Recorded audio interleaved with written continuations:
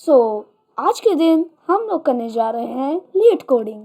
तो चलिए शुरू करते हैं लीड कोड प्रॉब्लम नंबर 1 से। फिर तो इस प्रॉब्लम का नाम है टू सम। स्टार्ट करते हैं। इसमें दी हुई है, इसमें लिखा हुआ है गिवन एन अरे of integers numbers and N integer target return indices of the two numbers such that they add up to the target. You can assume the each input would have exactly one solution. That you may not use this element twice. You can return the answer in any order.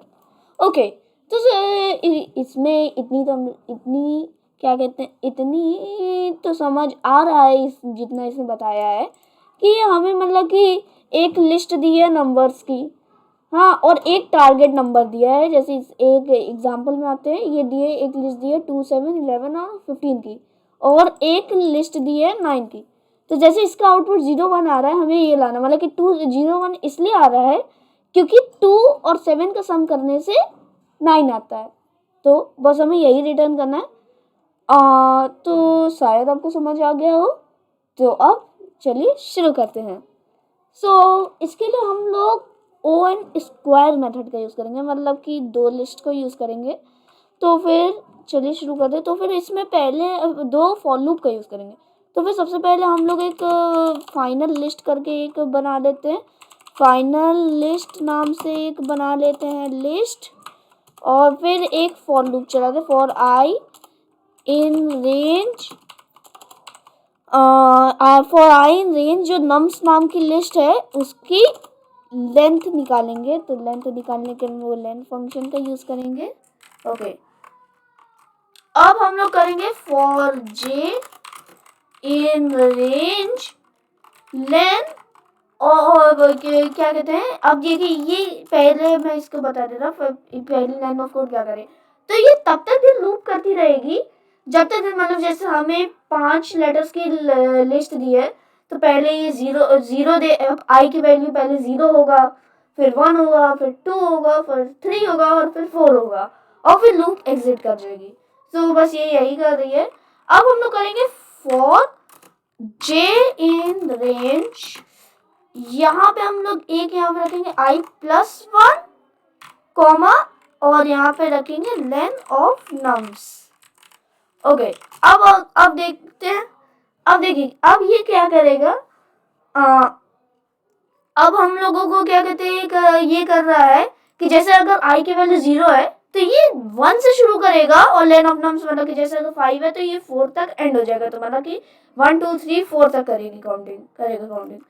अब हम लोग करेंगे कि अब हम लोग एक check करेंगे, इफ नम्स एट i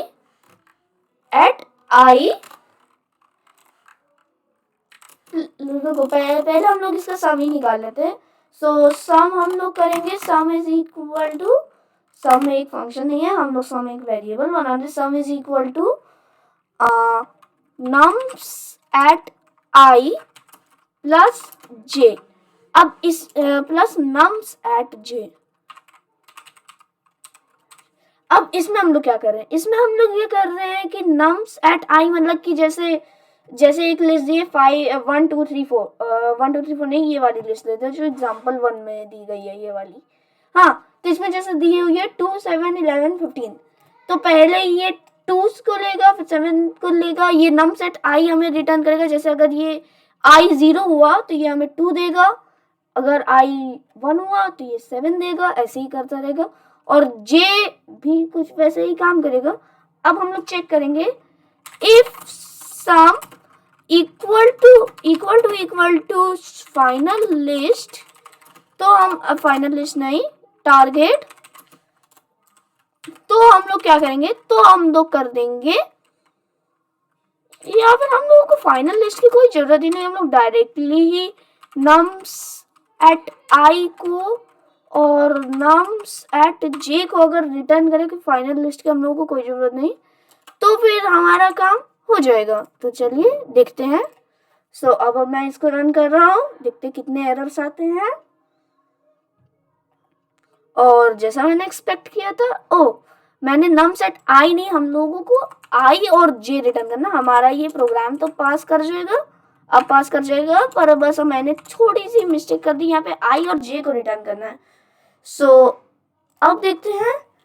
तो अब मेरा प्रोग्राम पास करने चाहिए सारे केस, और ये केस 1, केस 2 और केस 3 पास होता है। तो अब अगर मैं सबमिट करूं तो ये सॉल्व होना चाहिए।